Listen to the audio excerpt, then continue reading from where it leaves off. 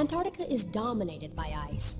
Over much of the continent, the ice is more than 1.5 miles thick. This fortress of cold holds captive 70% of all the fresh water on the planet.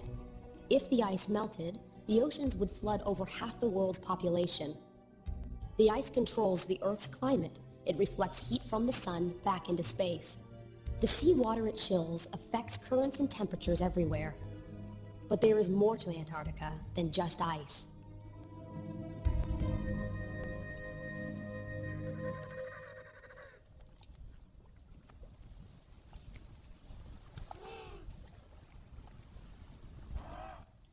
On the surface, Antarctica seems bleak with its endless cold and its flightless, awkward birds. But that's only on the surface. Norm, Christian, and Dale are going to the ice to get under it.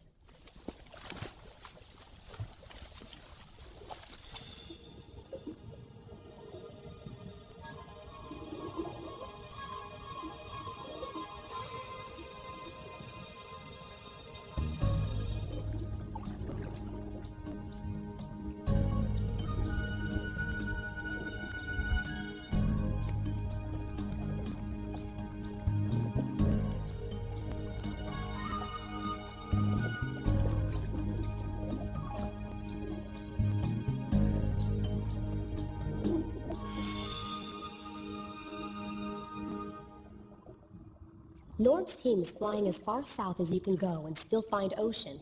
This is less than 900 miles from the South Pole. It's even too far south for most penguins. Out of 17 penguin species, only 2 live this close to the pole.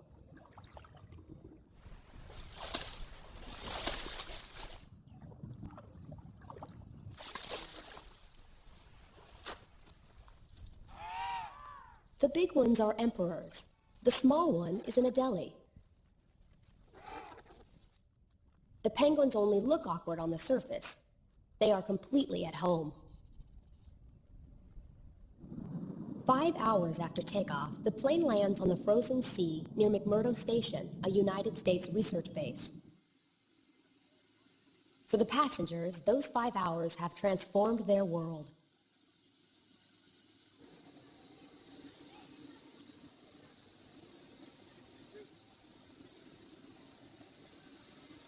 Thanks for flying with us. It's like getting out on another planet. I'm always impressed with the purity and the vastness of the ice.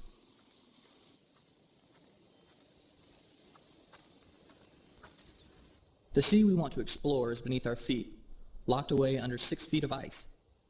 But first we have to learn to deal with the ice. This is Snowcraft 1.